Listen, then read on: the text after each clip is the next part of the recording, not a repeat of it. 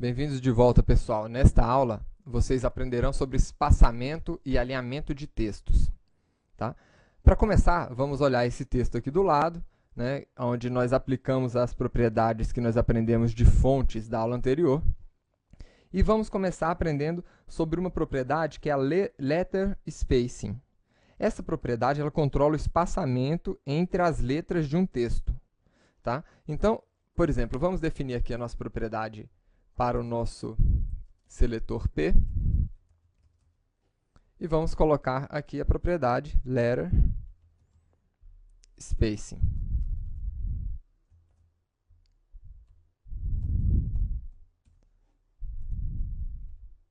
Está aqui. Nós aumentamos em 5 pixels a largura entre as letras. Poderíamos diminuir aqui para 2, por exemplo, né? Ou aumentar ainda mais para 10. Tá aí. Né? Uma outra propriedade também que a gente utiliza muito aqui é o word spacing. Enquanto a letter space o espaçamento entre as letras, o word spacing vai ser o espaçamento que controla o espaço entre as palavras, né, de um texto. Então, vamos colocar aqui o word spacing. 10 pixels, por exemplo, também. Então, tá aí. As letras ficaram espaçadas aí com espaço de 2 pixels cada uma e as palavras um espaço de 10 pixels. Aqui vale até uma explicação. Nós podemos fazer um espaçamento negativo, viu, pessoal? Tá aí. Não fica muito bonito, mas é possível. E no word spacing também nós podemos fazer um espaçamento aqui negativo. Agora ficou uma bagunça, né?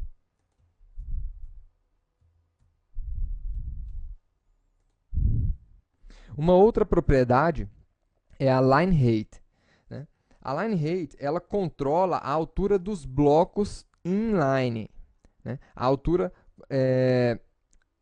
o que são blocos inline? Na verdade, isso vocês já devem ter aprendido no curso de XHTML. Né? Os blocos inline são aqueles elementos que correm em linha. Então, aqui nós temos um texto em linha. E esse texto está dentro de um parágrafo, dentro de um P. Então, ele controla os elementos inline dentro de um elemento de nível bloco, que é o P, no caso. Então, aqui dentro, isso aqui vai funcionar. Vamos dar uma olhada aqui. Vamos colocar aqui um espaçamento de 30 pixels.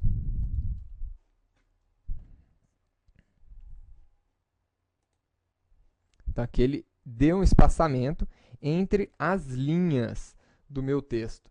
Tá? Além dessa medida que nós colocamos aqui para o line height, nós podemos ainda colocar outras duas formas de definir ele. Nós podemos colocar um número, então poderia colocar aqui um número 1, 2, por exemplo, né? Ou poderia colocar uma porcentagem. Tá? Quando eu defino aqui o valor do line height por um número, então ele vai ser igual ao tamanho da fonte que está sendo aplicado aqui, multiplicado por esse número. Quando a gente define em porcentagem, a base de cálculo para porcentagem vai ser o valor do tamanho da fonte também. Então, por exemplo, vamos ver o resultado aqui. Aí, ó, ele espaçou, ele pegou 2 vezes o tamanho da fonte e aplicou aqui. Ou eu poderia colocar aqui 10%. São as outras duas formas. O line height não aceita valores negativos. Agora ficou uma bagunça mesmo, hein? Ele não aceita valores negativos, como nós temos aqui no letter spacing e no word spacing. Nós temos ainda uma outra propriedade, que é a vertical align. A propriedade vertical align ela controla o posicionamento vertical dos boxes inline também. Né? E vamos dar uma olhada aqui como é que isso funciona. Deixa eu melhorar isso aqui um pouquinho.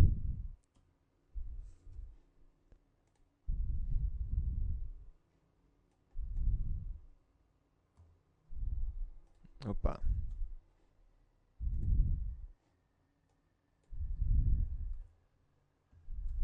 Tá joia. Então vamos lá. Eu vou colocar um texto aqui, por exemplo. Vamos tirar aqui o nosso line height. E eu vou, aqui no nosso código, marcar uma dessas palavras aqui. Vamos marcar aqui, por exemplo, serviços.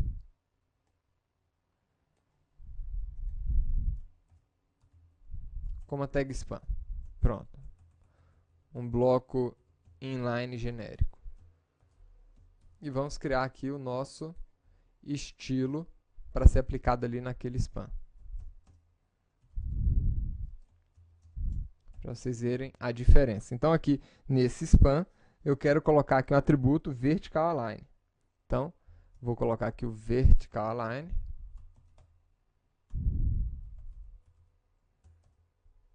E vamos alterar o valor desse vertical align dele para, por exemplo, sub.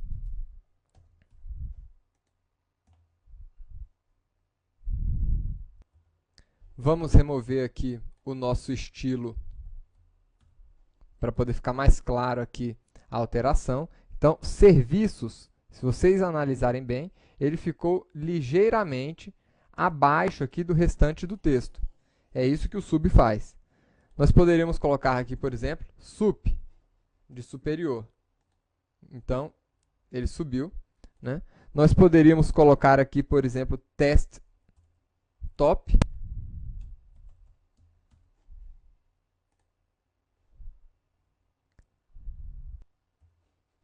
Ou test bottom também. Então, as alterações são muito pequenas aqui. Pronto. São muito sutis, mas tem uma alteração que vai, dependendo da fonte, a gente vai ter um efeito maior ou menor aqui. Temos ainda a propriedade text align. Vamos voltar aqui. Vou reduzir aqui o tamanho desse texto para a gente poder observar melhor. E vamos colocar aqui, por exemplo, de novo o nosso P e o nosso text align. A gente tem as opções aqui left, que já é exatamente esse alinhamento que nós vemos aqui, ele está um alinhamento à esquerda, né? Nós temos um alinhamento aqui à direita, right. Então, percebam aqui que ele já mudou todo o texto aqui para o lado direito. Nós temos um alinhamento ao centro, center. Então, ficou centralizado o texto. E nós ainda temos o último alinhamento, que é o justificado, que é o justify. Então, está aqui o alinhamento justificado, ocupando todo o espaço disponível aqui para ele. E a última propriedade que eu gostaria de mostrar aqui para vocês é a propriedade text indent.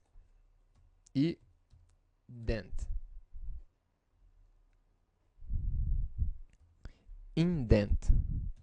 Essa propriedade text indent, ela define uma edentação aqui para a primeira linha do texto, tá bom? Então, é só a primeira linha do texto, contida aqui num elemento de bloco, né? Ela vai sofrer essa alteração. Então, vamos lá. Como é que a gente altera aqui esse text indent? Vamos definir um valor que pode ser tanto positivo, então vamos colocar aqui 50 pixels, por exemplo, como, aí ele alterou aqui a indentação, como um valor negativo também é permitido.